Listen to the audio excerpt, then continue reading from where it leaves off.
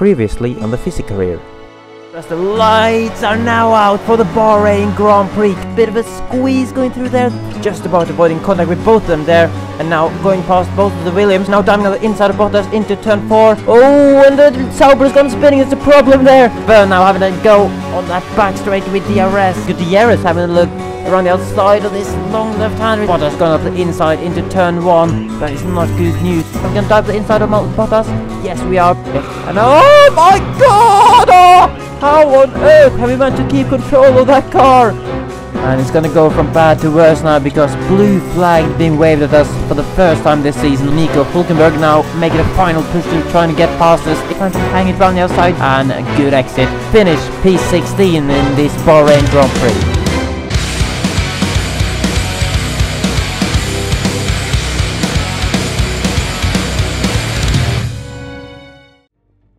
Hello guys, and welcome back to the FisiCareer, where we drive as Giancarlo Fisichella in his return to Formula 1. This is the 5th race of the season, and as you can see, we're back in Europe. This is Catalonia, this is Spain, this is the Spanish Grand Prix. We are still looking for our first points of the season in this Marussia, and I'm not gonna lie guys, based on the pace shown in practice, this is not really the place I was most confident of scoring that first point.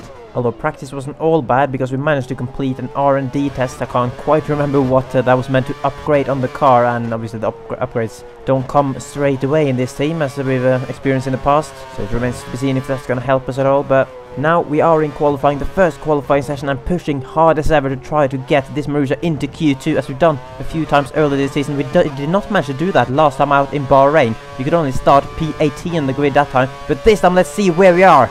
P14 in Q1.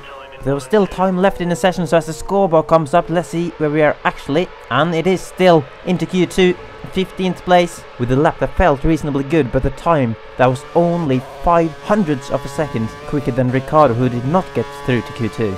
Then in Q2 we had to use up our final set of fresh option tyres, but it was worth it because we managed to improve the time from Q1 by 0.3 of a second, and that was good enough for 12th place on the grid, which is our joint highest qualifying position so far this season, along with the 12th place we had in Malaysia to start the race there as well. And that is obviously something that has to be celebrated in the Marussia garage. We have to celebrate every little thing we can in this team.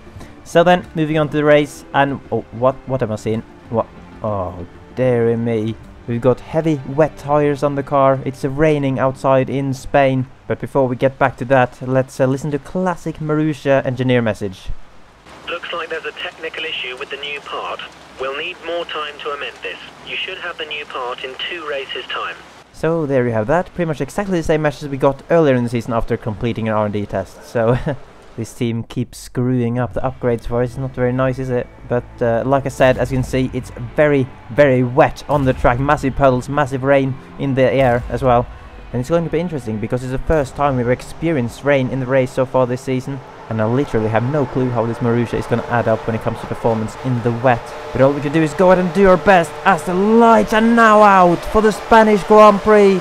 We've been struggling with the start so far this season, and the rain certainly won't help with this wheel spin. We're getting mugged left, right and centre already. Williams and the Sauber's gone past on the run towards turn 1. And here comes both the Force Indians on the left as well, but we're going to outbrake them down into turn 1, make sure we don't hit the Williams ahead.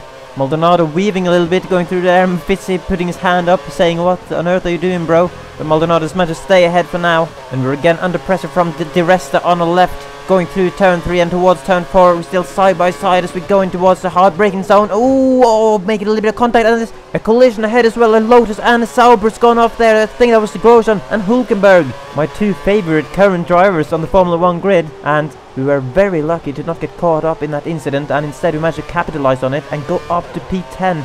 So what was looking like a rather bad start has now turned into a good start. But as you'd expect, the group of top drivers in the quick cars ahead have managed to pull out a bit of a gap already after 1 lap. And I'm not sure it's going to be possible for us to catch them in this car. As you can see, it's very unstable around that final corner. Wanted to step out on us. Obviously still using the default setup with every setting in the middle, as we've done so far this season.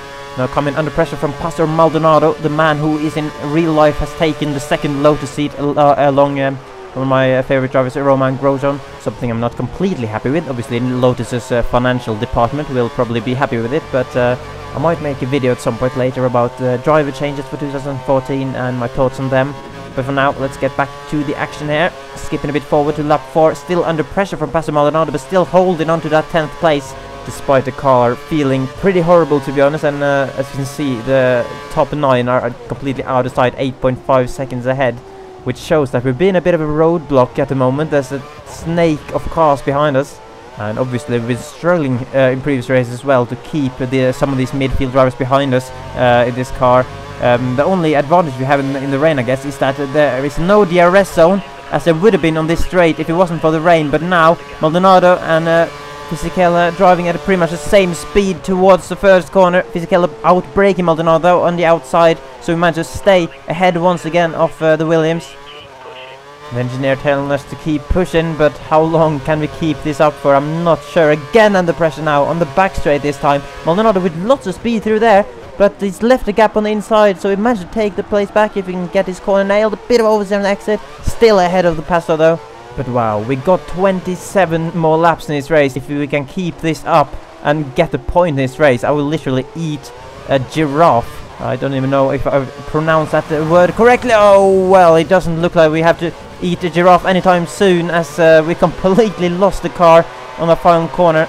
Back end step, that reactions weren't quick enough to collect it, and we literally dropped behind the whole midfield pack now. Even Ricardo has gone past us, coming down to turn 1, but there's a gap on the inside. We're gonna brake late, so we got 1 position back. Vernon Hulkenberg now going pretty slowly through the corner, giving Vernon a little bit of a tap. Then gonna run the outside of Hulkenberg through turn 2. Vernon's managed to stay ahead though, and this car is still sliding all over the place. The tyres are starting to wear off. Even these heavy wet tyres are having horrible tyre wear. As you can see on the indicator on the right there, especially the rear right is very, very orange, both the rear tyres really. And we decided to go into the pits at the end of lap 7, which I believe was at least 1 lap earlier than planned. The default strategy said that it would be a 3-stopper on heavy wet tyres if the weather remained the same throughout the race, which would mean approximately 8 laps per set of tyres. But we've decided now that 7 laps was more than enough to keep this first set alive for. And obviously this will allow us to get at least maybe 1 or 2 laps worth of an undercut on the drivers that were ahead of us. So maybe if we're lucky and if we drive these out laps well, we can gain a couple of positions back. And sure enough, on the next lap, quite a few other cars were indeed into the pit lane, and we got ahead of Hulkenberg at least, which we were ahead of anyway. And coming round the outside of the Toro Rosso through turn 1. Great move there from Fisichella to take advantage of that Toro Rosso coming out of the pit lane. We're just too far behind to get ahead of DRS as well. Oh my Jesus, look at the sliding through that third corner. Even on the fresh tires, this Marussia is a real handful. As we're now on the next lap and even more cars coming on the pit lane, we got ahead of the other Force India. Oh, we tapped Gutierrez, he's gone wide. And fair enough, we received a warning for causing that collision. I think Fisichella was surprised by how slow Gutierrez was going there through the first corner, clearly just adjusting to a new set of wet tires. Then suddenly Gutierrez got a Marussia up his ass, so can only apologize to any Mexican fans out there. But now Gutierrez wants to get to redemption by passing us down the main straight, and he's made easy work of it, almost as if he had DRS coming down the straight, considering the speed advantage. And we slotted in behind him again, giving Gutierrez a tiny tap going through the first corner there. But this time we managed to keep control of the car and stay ahead. But unlike us, oh, Fisichella just think he's suddenly driving some sort of rally drifting game, completely losing the car again. I was about to say that we had gained a few positions by doing the undercut in the first round of pit stops, but we'd now lost those 3 positions that we had gained thanks to that mistake. And now coming towards the end of lap 13, again going into the pit lane. Oh my god, what is going on?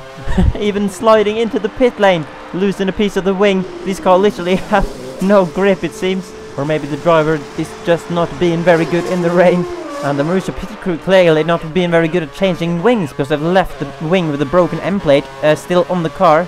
And to be honest, I think Fisichella has taken a bit of a gamble here with the tires, going in after only 6 laps on that second set, which means he's now, to make a 3-stopper work, he's now going to have to do 10 laps on each of the final 2 sets. So maybe he's gambling on the track to dry up later on or something like that. But due to this, we are now finally, for the first time this season, catching up to the other backmarker cars. My teammate there doing good job at the moment of holding up both the caterhams, it seems, as Bianchi and Charles Pic at the front of that queue, now going into the pit lane, which leaves me to battle it out with Guido van der Gaard. Getting a good run on him in the slipstream down the main straight, now using a tiny bit of curse as well, and we've made an easy move halfway down the straight to get ahead of Van der Gaard. And obviously, you can see this is where my teammates have been driving all season.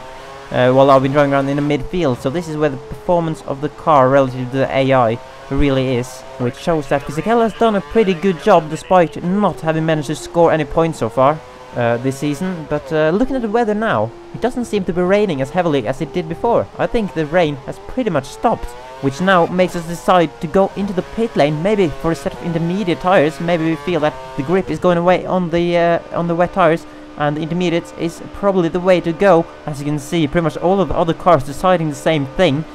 But unfortunately, they're quite a bit ahead at this point, because obviously now everyone will be on the same strategy again, putting on the intermediate tires seemingly on the same lap, and all these cars are way out the pit lane already. You can see on the minimap that gap will be very hard to close. So I think we're gonna have to settle for another pointless finish in this race, I'm afraid. Now on lap 21, oh, going around turn 4, and another massive slide. That must be like the 4th time we've gone completely sideways this race, and now we even got a blue flags waved at us. And it looks like there's quite a battle for the lead in this race. Rosberg and Vettel battling it out for the win around the soaked Spanish Grand Prix. Rosberg is staying ahead for the time being, so we can only hope that he manages to stay ahead until the end, because don't you agree that Vettel has won a bit too much lately, you know? So it'll be interesting to see how that pans out. And also another great battle for a third, it seems like. Alonso and Hamilton, arguably the 2 quickest drivers on the grid in modern Formula 1, battling it out for 3rd place in this race. Fisichella probably cheering on his good mate Fernando Alonso, who obviously was his teammate back in the Renault days. 2005 and 2006 that was, and now we're back into the pit lane again. The track seems to be very dry now. Still a little bit of wetness left, but a dry line is forming. So is the track ready for dries though? Seemingly not. We've gone straight on a turn 1, not being able to slow the car down now, going straight over the runoff area.